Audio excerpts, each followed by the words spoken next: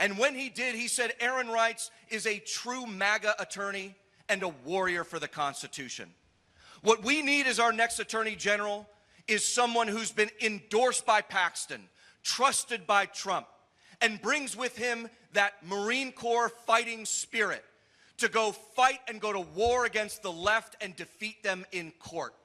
That's what I'm running on, and that's what can give you confidence that when you go to the polls tomorrow, you choose Ken Paxton for United States Senate, and then your next move ought to be drop down a couple rungs and vote Aaron Wright for Attorney General.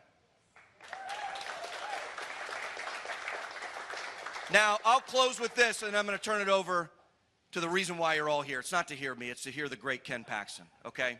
Now, I remember the first time I ever swore an oath to the United States Constitution. I was a brand new second lieutenant in the Marine Corps. I was 22 years old, my hair fast approaching its current state, sadly. And I raised my right hand and I said, I, Aaron Wright, do solemnly swear to support and defend the Constitution of the United States against all enemies, foreign and domestic.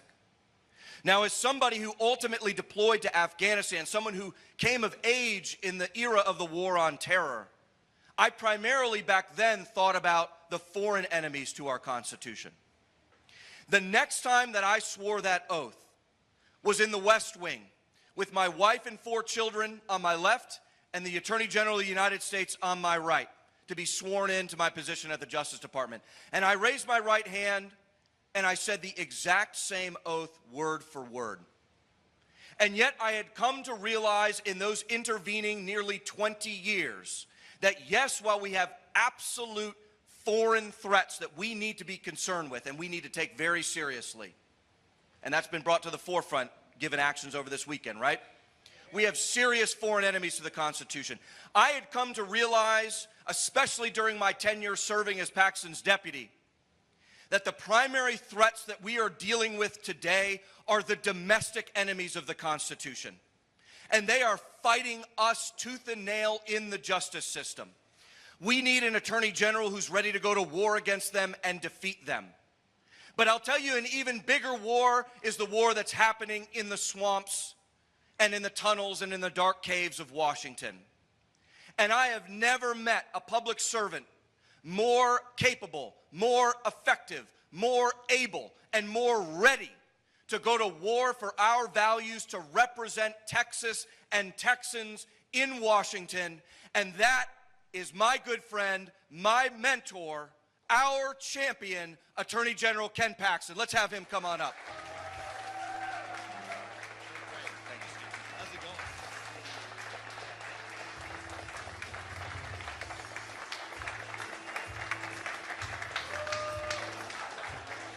I can't do that quite like Trump, so it's fitting that I'm in Waco. It's my last rally.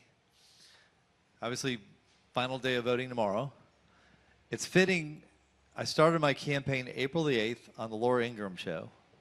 And it's fitting that I ended here because my first day in Texas, I moved to Texas when I was 18. I moved to Waco to go to Baylor. And I was here for 5 years. Didn't take me 5 years to get out of Baylor. I got an MBA. And I even know people from back then. I even know Scott Salmon. He's been my friend ever since. So Scott and Mark, thank you guys for being here. So I think it's really amazing that I'm here. I'm really happy to be here. It just kind of feels like the right way to have the finale right back in Waco, Texas, where my first day and then my first 5 years, and it kind of led to everything else. And I want to thank also Aaron Wright for running for Attorney General. I can tell you, I know everybody in the race, and I'm not disparaging anyone. I'm just telling you that guy is by far the best choice. And I know just from experience what this job takes. I know the commitment it takes. I know the intellect that it takes. I know that the hard work, and Aaron's got he's got the right fight in him. And there's nobody even close to him. So I am so proud that I endorsed him.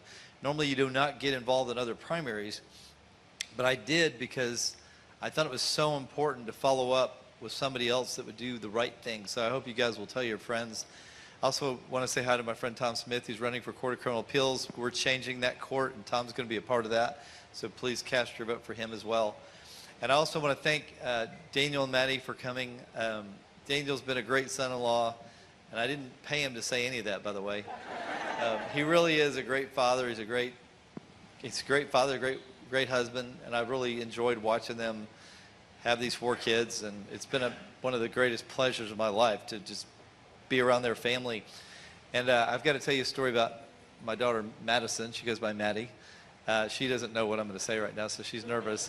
She doesn't really like public speaking, and I actually made her speak one time because she was at Texas A&M. A few Aggies here, right? A few, even though we're in Waco? Yeah. They're both Aggies. They got me used to the whole Aggie thing. I have now more Aggie clothes than I do Baylor clothes because of them. But she was in this, I think it was ESL class, is that right?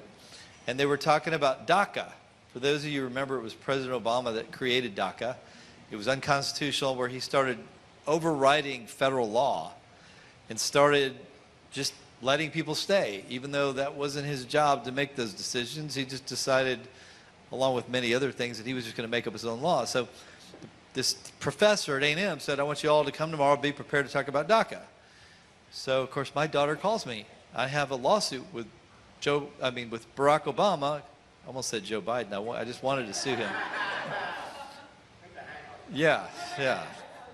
So I kind of educated her. I said, look, it's unconstitutional, and most of these kids are not going back. There's all this stuff related to DACA, but here's what we're trying to do, and here's why the Constitution matters. So sure enough, the next day, and if I get the story wrong, you can come up and start talking. The professors, everybody's against Trump in the class. They're criticizing DACA, blah, blah, blah. And then finally, kind of towards the end of the class, Madison raised her hand, and she said, I just want you to know, here's the problem. What President Trump is doing is absolutely the right thing. DACA is unconstitutional, and then she went into all these details about DACA and what was going on and how these kids weren't actually all going back and refuting everything that had been said. And the professor looks at her and says, how do you know all this stuff? Like she had like inside information somehow. Like, how do you know all this stuff? And Madison said, well, I talked to the Attorney General's office. And she says, the professor says, who did you talk to? She said, I talked to the Attorney General. And she goes, how did you do that? So she got up out of her seat, she walked down to the professor, and she whispered it in her ear and said, he's my dad. So she came to visit me. She was in my office, and I was having to speak to a group, Texas Public Policy Foundation, and I was going to talk about this case, and I said, you're going to talk. She goes, no, I'm not. I said, no, you're coming and you're talking. And so she got up and did a great job. So she does occasionally public speak, but thank you very much for being here.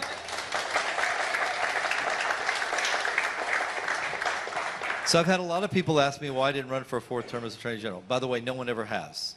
51 Attorney Generals. The most anybody's ever run was Greg Abbott. He ran for 3 terms. And now I've been in for 3 terms. And I had a purpose and a vision each time I ran. The first time I just felt like our Constitution was under siege by Barack Obama. I looked at who else was running. I did not think they would do the job. I felt like I knew how to do the job. I knew what I wanted to do. And so I got elected and I took on Barack Obama. In the 2 years that I overlapped, I sued him 27 times in 2 months, and we won about 80% of those cases. He definitely knew who I was by the time we get done with our 2 years.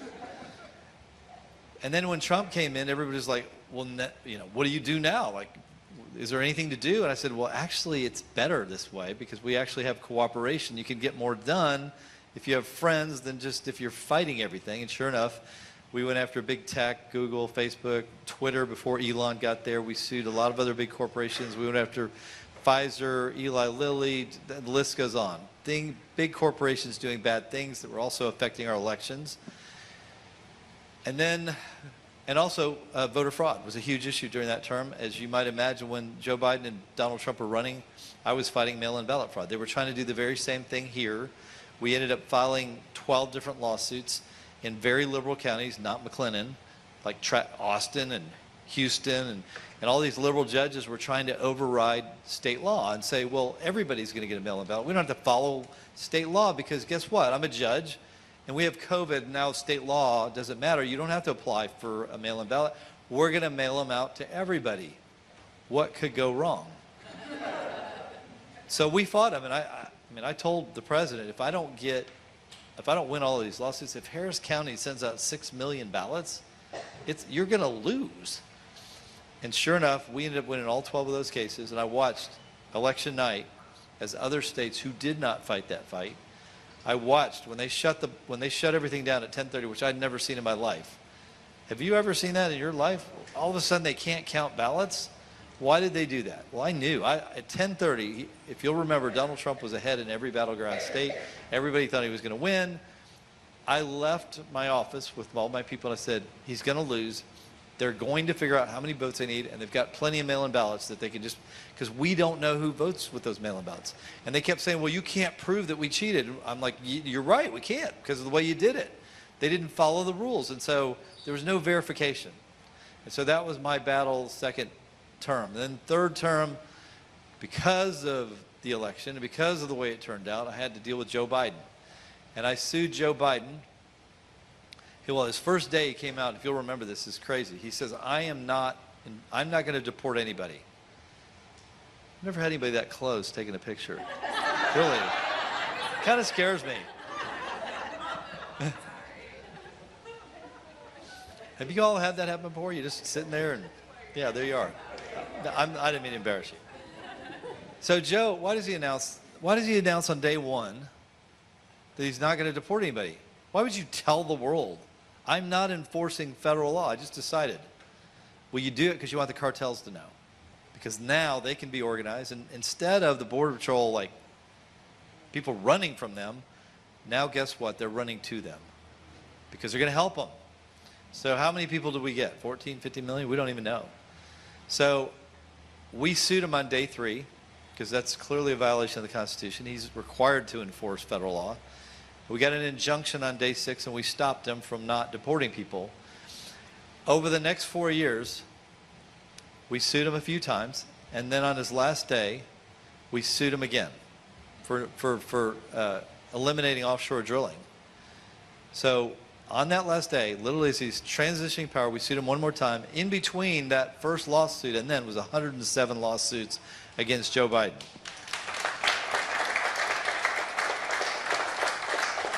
Of which we won about 80% of those. That's not bad against the federal government. But it was necessary, not because we didn't like Joe Biden. I mean, Joe Biden, who knows if he was even there and knew what was going on. I don't think he did.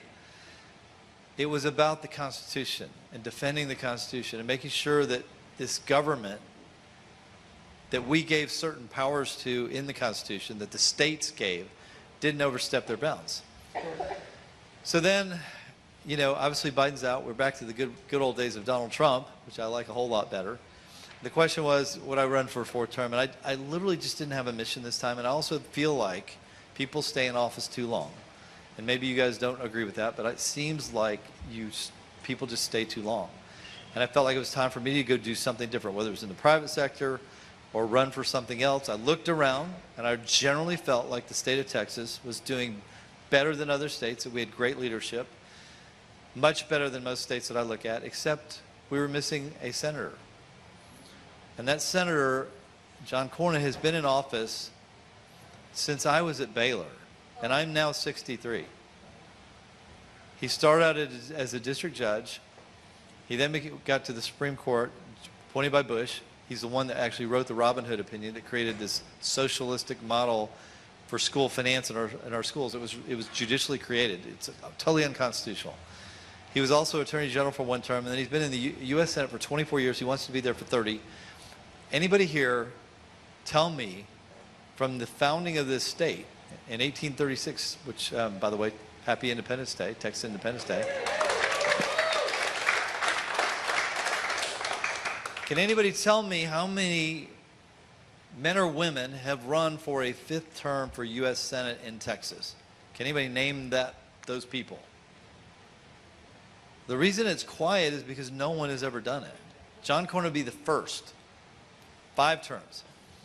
I asked one of his supporters before I got in. I said, first of all, I told him I was going to run. He told me they're going to spend $120 million. I didn't believe him. Well, it's not. They didn't actually spend $120 million, only $100. So he was wrong about that. He was $20 million off. I said, he told me not to run. I said, why shouldn't I run? He goes, well, you're doing a great job as Attorney General. I said, well, you never supported me for Attorney General. Why now? He goes, oh, you're just doing a great job. I said, okay, I'll take it. I'll take it. I said, but let me ask you one question. Why is John Cornyn running for a 5th term? No one's ever done it. I said, I don't understand it. He goes, I don't know. He goes, we all told him not to run. Nobody thinks he should run. I said, so wait a minute. So you agree with me that John Cornyn should not run for U.S. Senate? He goes, yes, I do. But you're telling me that I shouldn't run because he is running and he's your friend and therefore I shouldn't run. He goes, that's what I'm telling you. I said, well, that's not compelling to me. I don't think it's going to be compelling to the voters that nobody thinks he should run, even his friends. And I've asked every group that I've been in front of, from one person to thousands, since I started. And here's the question. Can you name one great accomplishment or good accomplishment of John Cornyn from not just his 24 years in the Senate? Let's go all the way back to the 80s when I was at Baylor, when he started. Can anyone name one great accomplishment? You are like every single audience I've been in front of. No one's ever given me anything, and yet somehow he's gotten to be in office for over 40 years. And I can tell you this, you can pick out any 2 weeks, and so can John. I'll let John pick it. Any 2 weeks that I've been Attorney General, other than the 2 weeks of Christmas and the 1 week of Thanksgiving, and I guarantee you, in any 2 week period that John wants to pick or you want to pick, I've accomplished more than he has in 40 years. And so, I'm running because there's so many things that need to be done. Our federal deficit went from $6.2 trillion from the time of Washington to the time of John Cornyn was $6.2 trillion. Now, under John Cornyn, what is the federal deficit? Can anybody even keep track of it? It's like, what is it? Anybody get the number? $38 trillion under John Cornyn. It went from 6 to 38. John has not been a part of stopping that. He's been a part of making that happen. He's fought. Well, he fought with Joe Biden to restrict Second Amendment rights. I'm not going to ever get, and by the way, congratulated by Joe Biden. I have never been congratulated by Joe Biden. And I don't think it's ever going to happen. I know it's never going to happen. We have issues with China, which I'm very interested in. We have issues with our healthcare system that need to be fixed. And under him, we created Obamacare, and we're stuck with it. But we're not going to be stuck with it because it's a disaster. It does not work. He's been a part of picking bad federal judges. I've watched Ted Cruz pick the right judges, and I've had to deal with some of John Cornyn's picks. And he's voted for many of these Supreme Court justices that are absolutely awful. He's the one that said Merrick Garland was a good pick. Do you remember Merrick Garland, the Attorney General? He liked him. We have the opportunity to change this. John Cornyn has spent, what, 90, $100 million? I don't even know what it is. Their idea is this. The people in Washington send the money to him, and they get to pick because they can outraise this because they have special rules that allow them to raise more. I'm limited to $3,500 a person, which is really hard to add up to enough money to buy commercials, which is why you've only seen my commercials recently, because that's just the way the rules are. They have advantages, huge financial advantages, and their thought is the people of Texas won't really have a choice. We will go out and tell everybody that John Cornyn loves Donald Trump, which he does not. We will go out and tell people that he's not for amnesty, which he has been. We will go out and tell the people that he is for the border wall, which he's fought for over a decade. We will tell the people that he's with Donald Trump when he's been against him and said he should not run for president, that his time had passed. I just want to say to John Cornyn, Donald Trump time did not pass, but yours did. And we are going to fix that.